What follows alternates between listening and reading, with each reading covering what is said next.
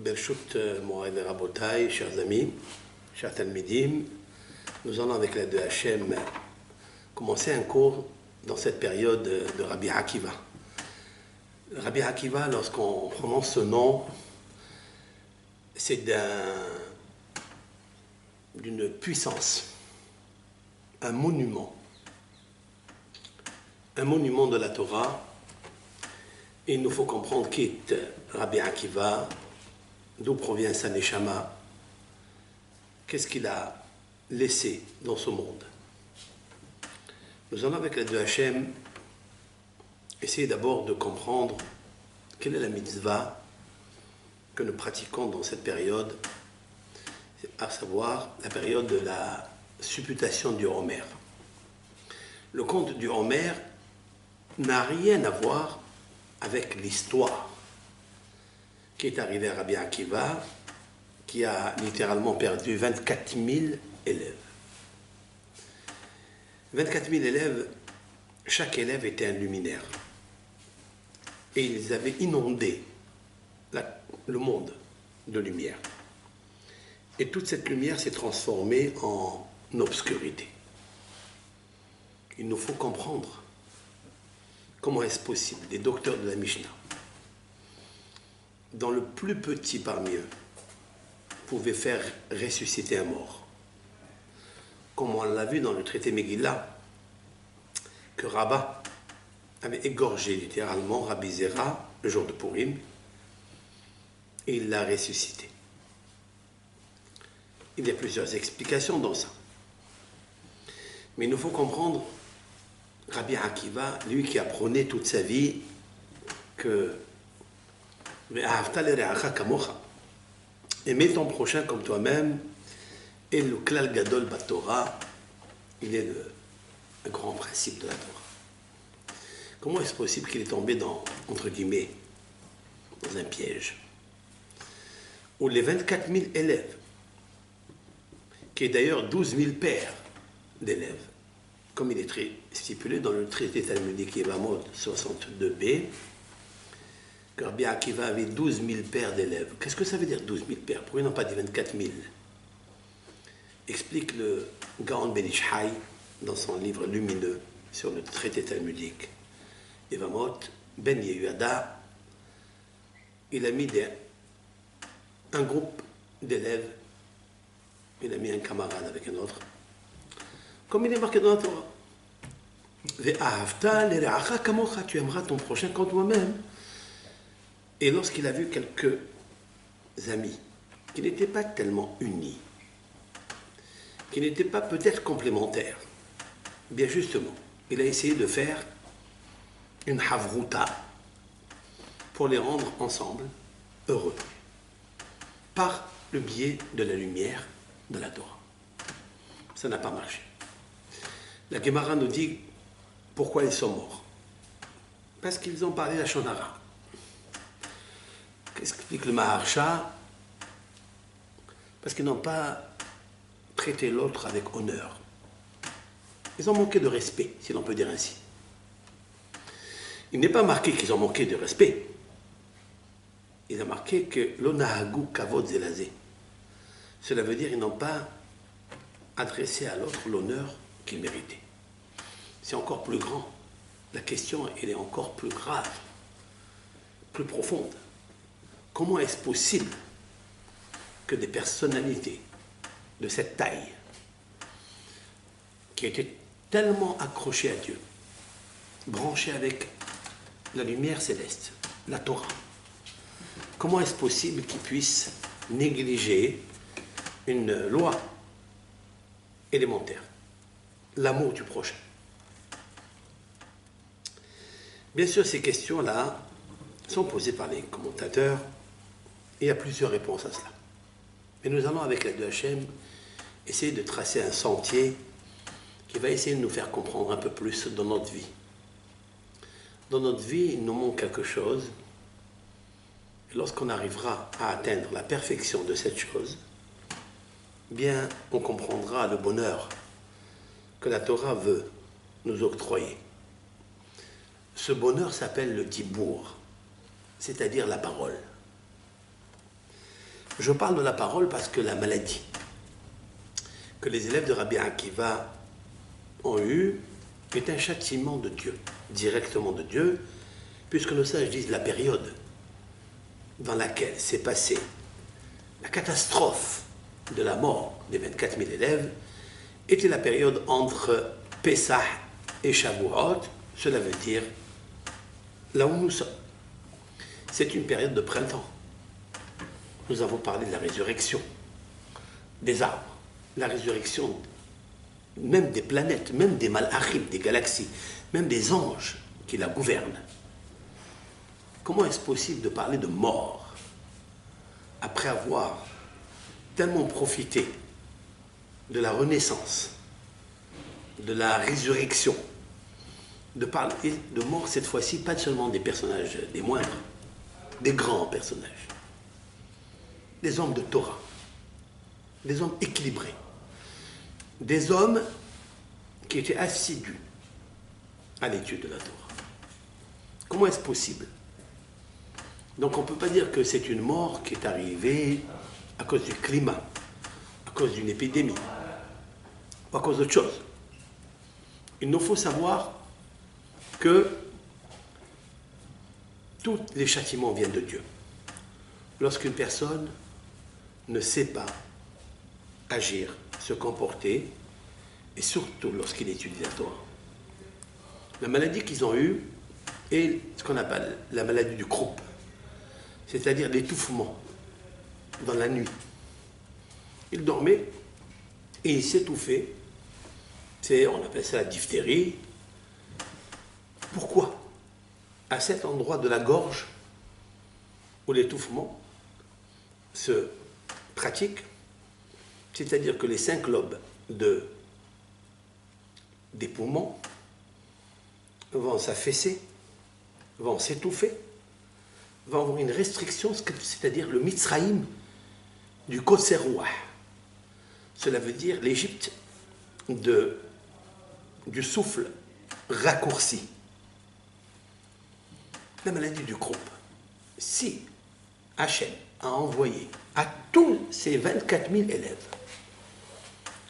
cette épidémie de diphtérie ou du croup dans la gorge qui est le moyen de faire passer par les lettres gutturales ce que le cœur pense, ce que le cœur réfléchit, puisqu'il est le monde des émanations de tous nos dires, de toutes nos paroles, de tout ce qu'on appelle les dibourim. S'il n'y a pas eu kavod zelazé, cela veut dire qu'il y a eu des devarim pegumim. Cela veut dire des paroles impropres, entachées, malsains. Le Maharsha, un des grands commentateurs de la Bible, de la Gemara, nous explique qu'ils ont parlé la Shonara. D'où il le sait, le Maharsha. Ça n'est pas marqué. C'est marqué qu'ils n'ont pas fait kavod les années. Il n'a pas parlé de quelque chose qui est négatif. Ils ont parlé qu'ils n'ont pas accéléré le positif. Ils n'ont pas fait kavod l'un à l'autre. Mais il est certain qu'il nous faut approfondir dans le Honesh que Akadosh Baruch Hu a envoyé aux élèves de Rabbi Akiva.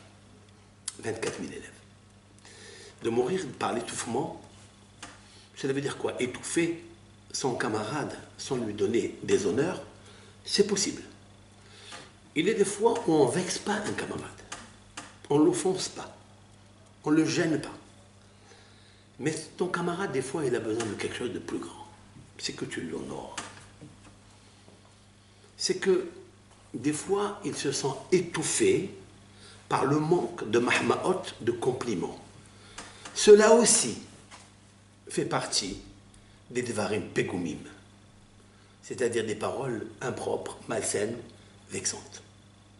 Parce que si Akadosh Baruch Hu a donné le dibour, la parole, cette parole, elle doit servir à plusieurs buts, à savoir louer l'Éternel, l'unifier, lui donner la gloire par la parole, par les 5 sonorités, mais aussi pour aimer son camarade. Il n'est pas marqué concernant ses parents, tu aimeras tes parents. Il n'est pas marqué concernant son maître, tu aimeras ton maître. Il est marqué, tu aimeras ton prochain comme toi-même. Et là, je voudrais m'arrêter sur le texte dans la paracha de Kedoshim qu'on va lire prochainement. Ve'ahavta lere'acha kamocha. Tu aimeras re'acha. Normalement, on aurait pu dire havercha ou amitecha. Dans la Bible, dans le Larousse de la Bible, il ne manque pas des mots pour définir par la graphie du mot haver, qui est hibour, vient du mot hibour, ou bien amitecha, celui qui accomplit les mitzvot de la Torah, tu devras l'aimer. Pourquoi il est marqué ici les re'acha? C'est très important.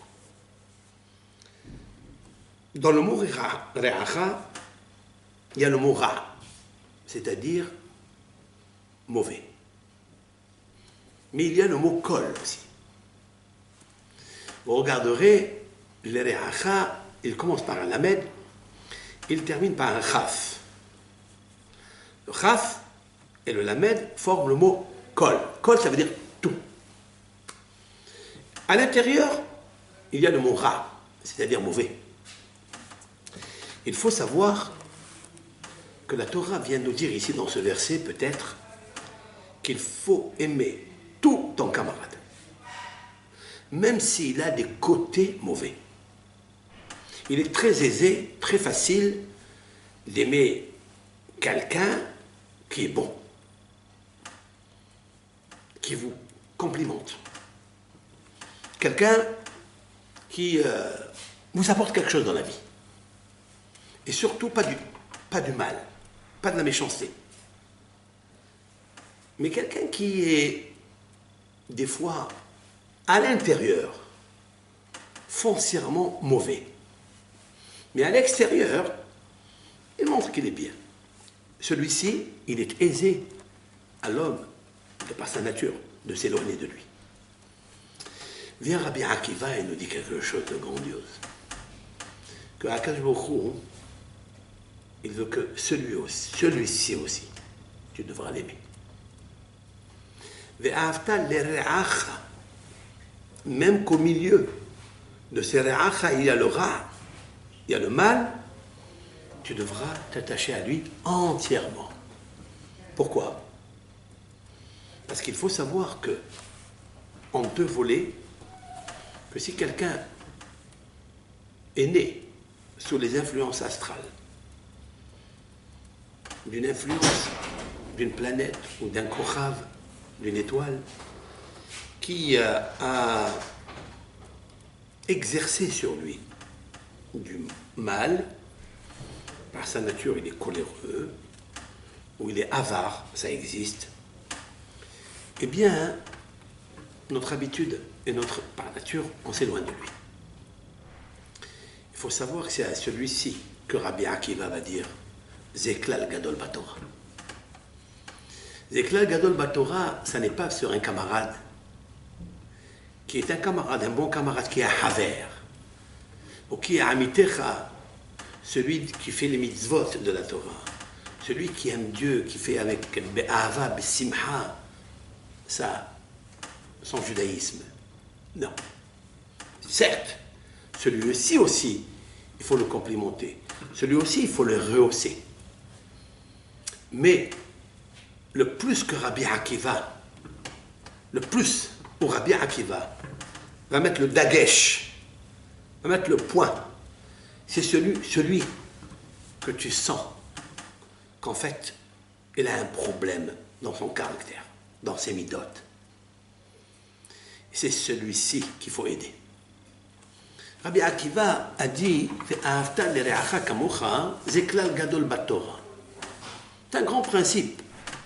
Pourquoi les autres principes, ce n'est pas des grands principes de la Torah? Toute la paracha de Kedoshim, elle est pleine que de fondements de la Torah. Comme l'a expliqué Rashi, sur place, que cette paracha de Kedoshim, nous sommes dans Haremot, nous sommes dans ce Shabbat, bien, Kedoshim est une paracha où tous les principes du judaïsme s'y trouvent.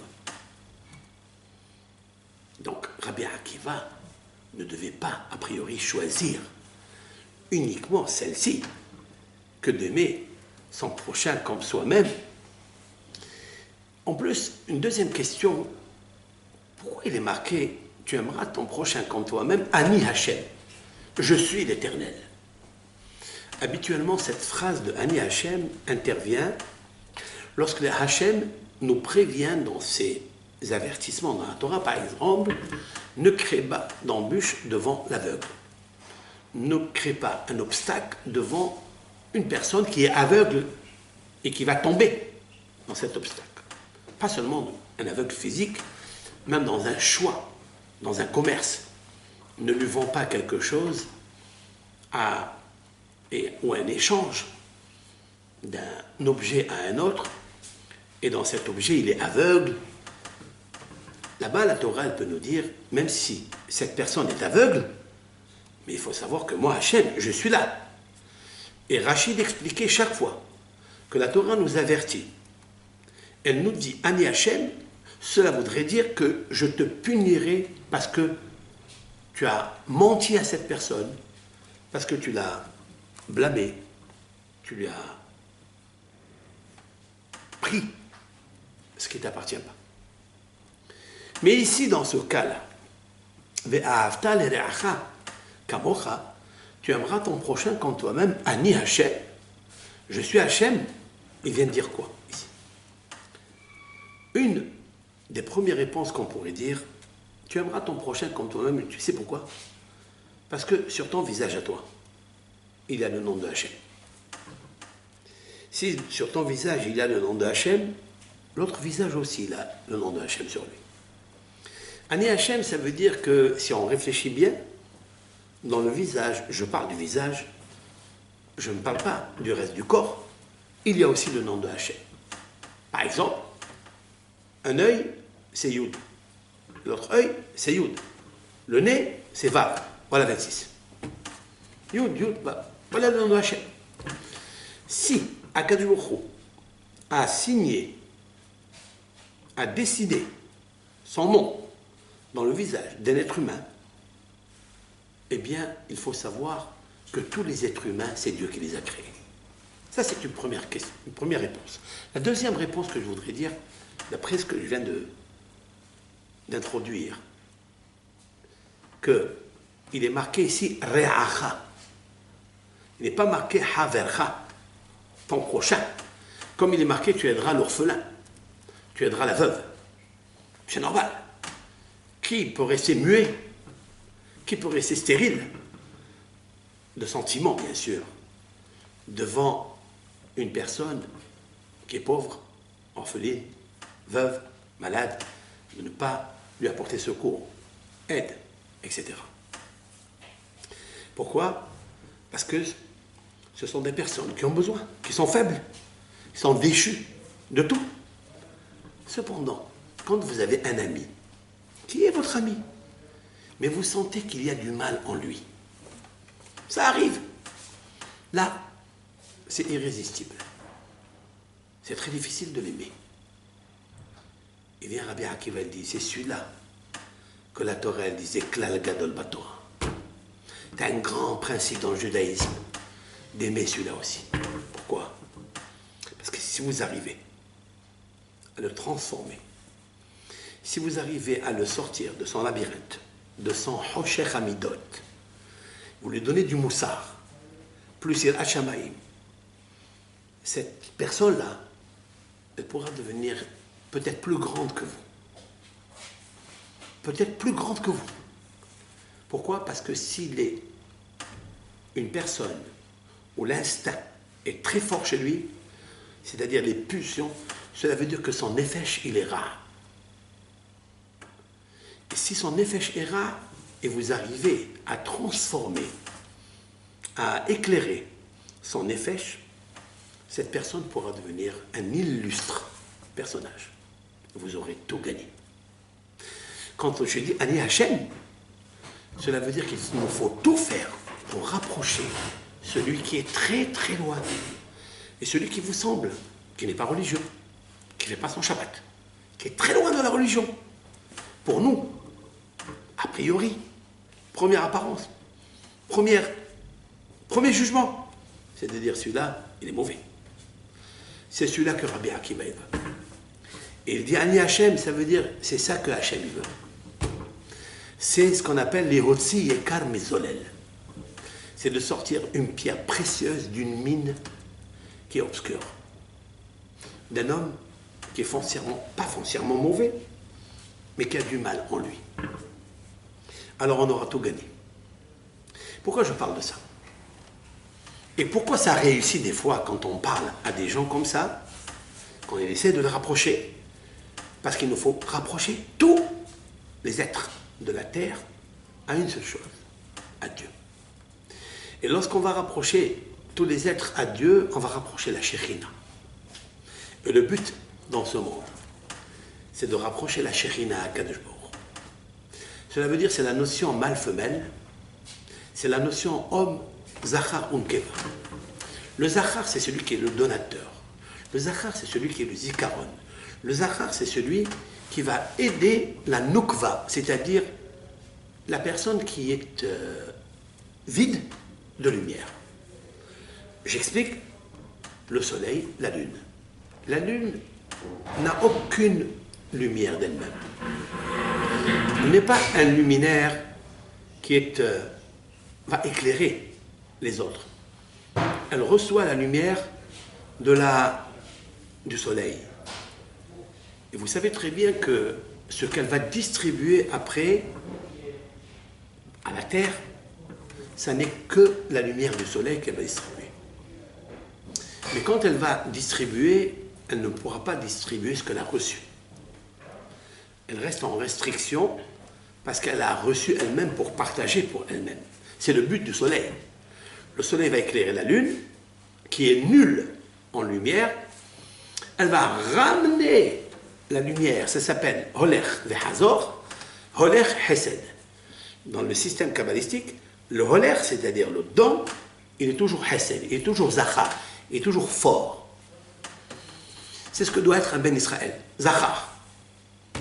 Maintenant, Nekeva, la personne qui est faible, elle va recevoir cette lumière, mais elle ne peut pas enregistrer toute la lumière en elle, mais elle va rediffuser la lumière qu'elle a reçue, ou à qui elle va le refuser? Au soleil. Mais elle va garder un petit quelque chose pour elle. C'est ce que vous allez gagner. Ça peut se traduire aussi pour un homme et une femme, le couple. Un homme, c'est le soleil. Un homme, c'est le donateur. Un homme, c'est le zachar.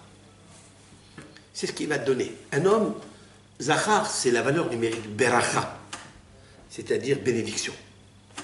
Il a un potentiel bénédiction à donner. Il va le donner à sa femme, à son épouse. Son épouse, c'est quoi? C'est la Shekhinah.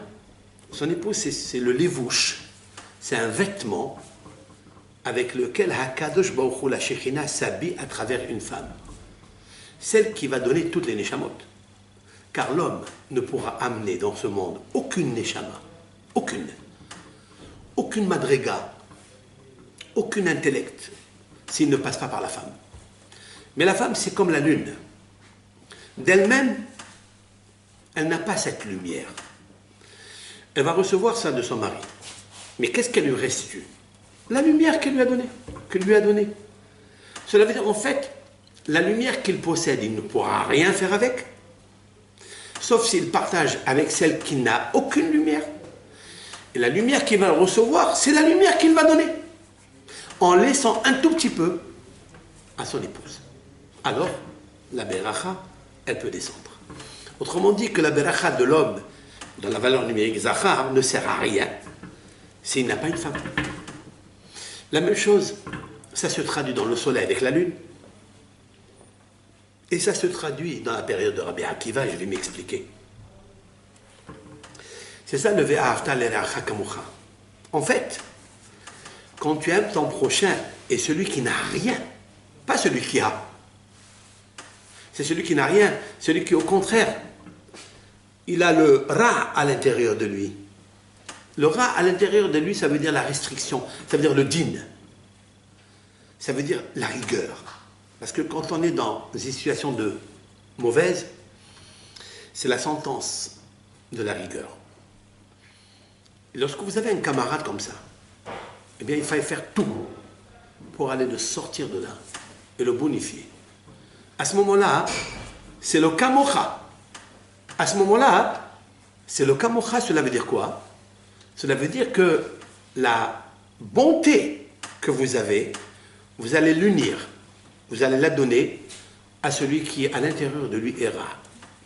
Alors à ce moment-là, la lettre lamed et la lettre chaf, qui est l'ereacha, c'est kol. Kol, tu as tout gagné. Qu'est-ce que tu as gagné? Kamocha. Kamocha, ça veut dire, ça vient vers toi. Ça va venir vers toi. Qui te dit ça? Qui me le prouve? Quelle est la peur de l'homme de partager? C'est quoi? C'est qu'il lui manque la émouna. Parce qu'il ne croit pas véritablement qu'il y a une technicité, un système interplanétaire que l'Éternel a figé dans la nature, ce qui est le or, holer, vehoser, c'est-à-dire la lumière qui se traduit par le don de soi, par le conseil, par une idée morale, une bonne parole surtout. Eh bien, Ani Hashem. Vient le texte et nous dit Ani Hashem. Tout cela, nous pouvons dire que Rabbi Akiva a réuni toutes ces idées, les a concentrées dans le programme de Dieu, dans le projet de la construction de la terre, l'édifice de l'homme et le partage que doit faire un homme avec autrui. Et c'est ce qu'il a dit Rabbi Akiva, c'est le grand principe de la Torah. Qu'est-ce qui est arrivé en fait aux élèves de Rabbi Akiva? Pourquoi ils sont morts? Dans le Talmud, il est marqué que Rabbi Akiva, il a quitté le nord, parce qu'il habitait au nord d'Eretz Israël, et il est venu dans le sud. Du côté sud, il a réuni 5 rabbins. J'ai nommé Rabbi Yossi, Rabbi Yehuda, Rabbi Elazar ben Shamoua, Rabbi Meir, et le 5e, Rabbi Shimon bar Yochai. Retenez, s'il vous plaît, le prénom de ces 5 rabbins. Parce qu'il y a une lumière à dévoiler avec l'aide de Hachem dans notre chère Torah par les mots de notre Seigneur. Adon HaNevi'im, Ra'ya Mehemna, le berger de fidélité, Moshe Rabbeinu. Car il y a une grande similitude, grand rapprochement entre Moshe Rabbeinu, Yaakov Avinu et Rabbi Akiva. Si on comprend la liaison nishmatique de ces 3 personnages, on pourra comprendre le fondement de ce qui est marqué dans les maximes de nos pères, que le monde tient sur 3 choses, 3 piliers. La Torah, Avoda, Gemilut Hasadim, c'est-à-dire l'étude de la Torah. Avoda, c'est le culte du travail dans le Beth Amikdash. Aujourd'hui, il n'y a plus, c'est la prière, la Hassidout, les Midot de vote, le Zohar HaKadosh. Et Gemilut Hasadim, c'est-à-dire la bienfaisance, c'est-à-dire le partage. Le Or, Holer, Vehoser, cette lumière qui va et qui revient, qui va à l'autre à 100%, mais qui revient chez l'autre à 99%, en laissant à l'autre le maaser, le 10%, tel à l'instar du soleil, de la lune, tel l'homme et la femme, tel le maître et l'élève, tel 2 camarades, même si l'un est un petit peu mauvais, mais le but c'est de le ramener à la lumière. Rabbi Akiva, il est venu voir ces 5 rabbins, qui étaient les célèbres rabbins qui ont composé après toute la Torah entière. C'est-à-dire la Mishnah, le Sifri, la Sifra, la Psikta, la Braïta, la Mishnah. Chaque rabbin s'est défini autant que tel dans un but, dans un programme. Il a développé des thèses exceptionnelles qui sont écrites aujourd'hui, que Rabbi Akiva, leur maître, leur a enseigné. Et bien sûr, ce chiffre 5 des rabbins n'est pas fortuit, c'est sûr et certain. Nous allons l'expliquer tout au long de ces cours jusqu'à Matan Torah, avec l'aide de Hachem, c'est-à-dire jusqu'au Vav Sivan. Eh bien, le Midrash nous dit que Rabbi Akiva leur a dit une seule chose à ces 5 rabbins avant de commencer à leur enseigner la Torah pure. Il leur a demandé comme ça, si vous voulez inonder le monde de lumière, alors que c'était une Shoah, c'était un chaos, Tohu Vavohu, 24 000 élèves qui sont morts, c'est-à-dire 500 enterrements par jour. Rabbi Akiva a enterré jusqu'à 600, 700 élèves par jour. La question de savoir comment il ne s'est pas démoli, comment il ne s'est pas défait, découragé, ça, c'est le cours prochain. Mais il leur a dit une seule chose. Si vous ne voulez pas ne pas être comme les autres, qu'est-ce qu'ils avaient les autres? Tsar Aïn. Ils avaient un mauvais œil. Voilà. Ils avaient un cœur étroit. Ils ne voulaient pas partager la lumière de la Torah. Or, en l'air, la lumière qui va et qui vient. Ils voulaient seulement la manifestation du désir de recevoir que pour soi-même. Et ça, c'est le Tohu Vavohu. Il est donc nécessaire, avec l'aide de Hachem, de comprendre pourquoi nous vivons une période sans mariage, une période sans musique, une période où on a envie de chanter. C'est la suite, la quintessence de Pessah. C'est de continuer la Shira, continuer la Haggadah, de raconter les louanges à Hachem avec Simha, avec 4 verres de vin, tous les soirs, pourquoi pas? Vous avez vu qu'il y a des périodes de Nissim Veniflaot, très hautes, luminaires, lumière, Kedusha. Vous avez derrière elles toujours des lumières de Shoah, obscurité. Mais après, encore une fois, les choses vont se renverser jusqu'à Matan Torah, où fut la lumière. Vayomer Elokim Yor, Vayor. Ani mevarech otchem, je vous bénis. Medaber Adonai el Moshe lemor, daber el Aaron ve'banav lemor. Ko tebarechu et ben Israël. Amor lahem, ivarechecha Adonai v'ishmerecha. יאר אדוני פניו אליך וחונק, שא אדוני פניו אליך וישים לך שלום, ושם מותשי מעל בני ישראל ואני אברכם.